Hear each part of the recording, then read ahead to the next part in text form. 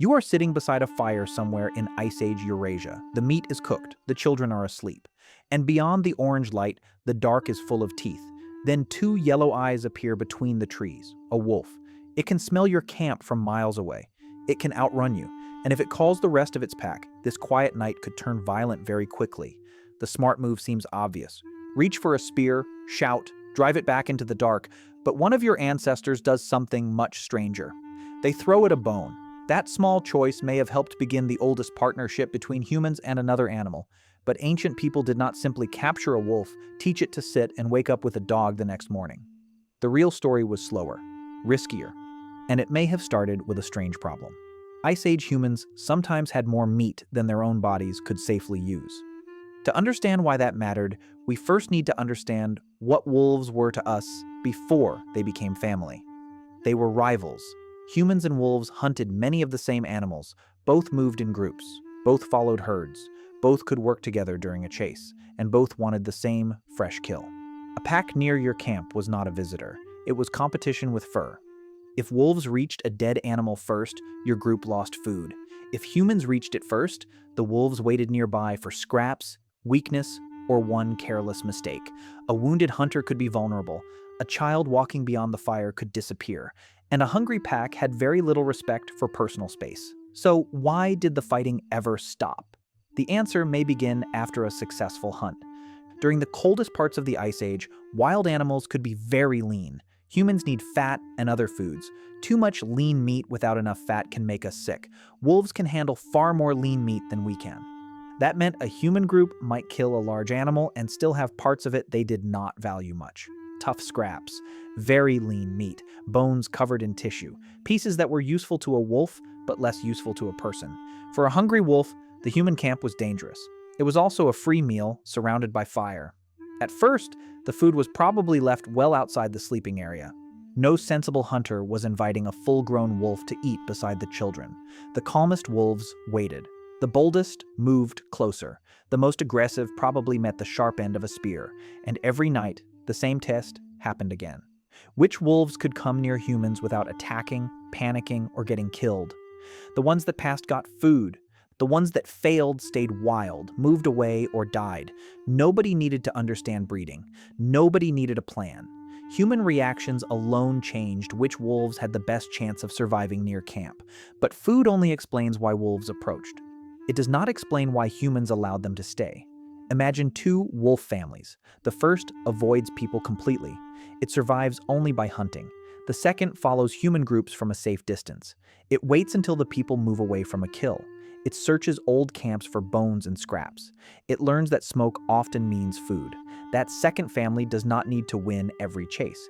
It only needs to stay calm. Over many generations, the wolves that could handle fire, voices, movement, and human eyes had an advantage. Their pups grew up closer to people. Human camps stopped feeling completely strange. At first, these animals were probably not pets. They were wild wolves with a very useful address. One might appear near the same rock each evening. Another might follow hunters from far behind. A younger wolf might stay when the rest of the pack disappeared. People would begin to notice them as individuals, not the wolves. That wolf, the quiet one, the scarred one, the one that never rushed the food. And once humans recognized individual animals, the relationship could change again. A wolf near the camp could notice danger before a person did. Picture a sleeping group. The fire has burned low. Everyone is exhausted. Somewhere outside the light, a large cat is moving through the grass. The humans hear nothing, but the wolf lifts its head. Its ears turn. Its body stiffens. A low growl wakes the nearest person. Maybe the danger leaves. Maybe the humans add wood to the fire and grab their spears. We cannot prove that exact night happened. No ancient growl was preserved in the ground. But the advantage is easy to see. A wolf could smell and hear things long before humans could. Even an animal that did not love people could still work as an alarm. That was not the only benefit. Wolves could clean up scraps that attracted other predators. They could follow trails across ground that looked empty to us. And if some began joining hunts even loosely, they brought speed, powerful noses, and the ability to pressure prey. Humans had hands, tools, fire, and planning. Wolves had speed, smell, hearing, and a body made for the chase. Each side covered weaknesses in the other. The early partnership was probably messy. Wolves stole food. People killed animals that became dangerous. Trust broke. Then it had to be built again. This was not a perfect friendship. It was more like a business deal where one side had spears and the other side had 42 teeth. But even imperfect teamwork could beat constant competition. Humans offered food and safer ground near fire. The wolves offered warning, tracking, and another set of senses watching the dark. Then something even more important happened. The wolves began learning us. Over time, their bodies changed too. Early dogs became more varied in size and shape than wolves. But the most important change was not the ears or the tail. It was attention. An animal that could read a human movement had a better chance of getting food, avoiding danger, and staying close.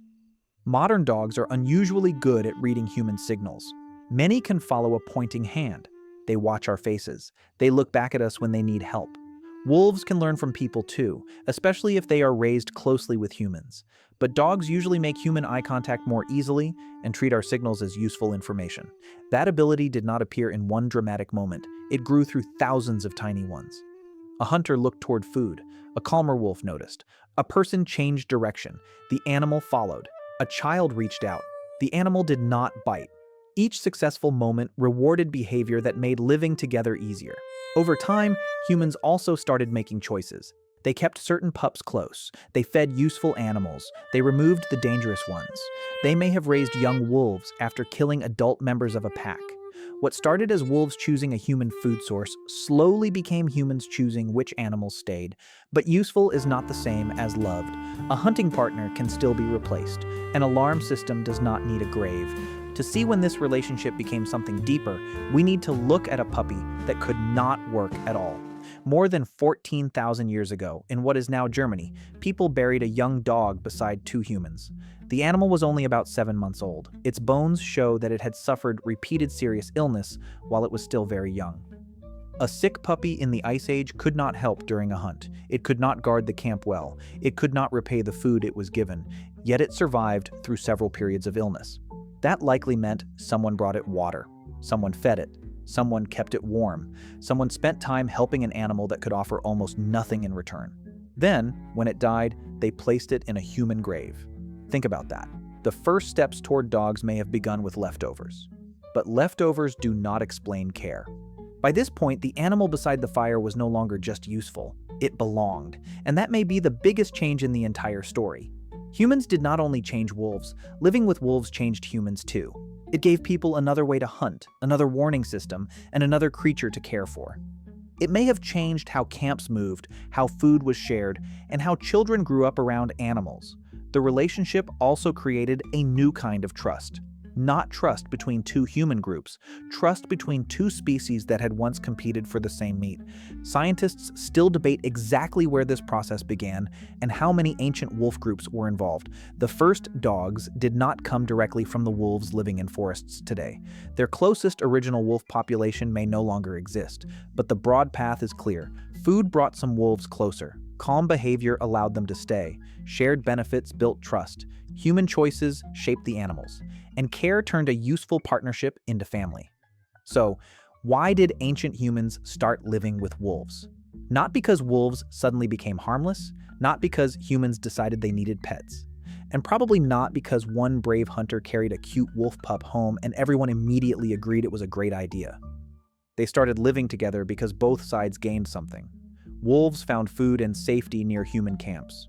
Humans gained warning, tracking, help during hunts, and eventually companionship. The partnership survived because it kept working.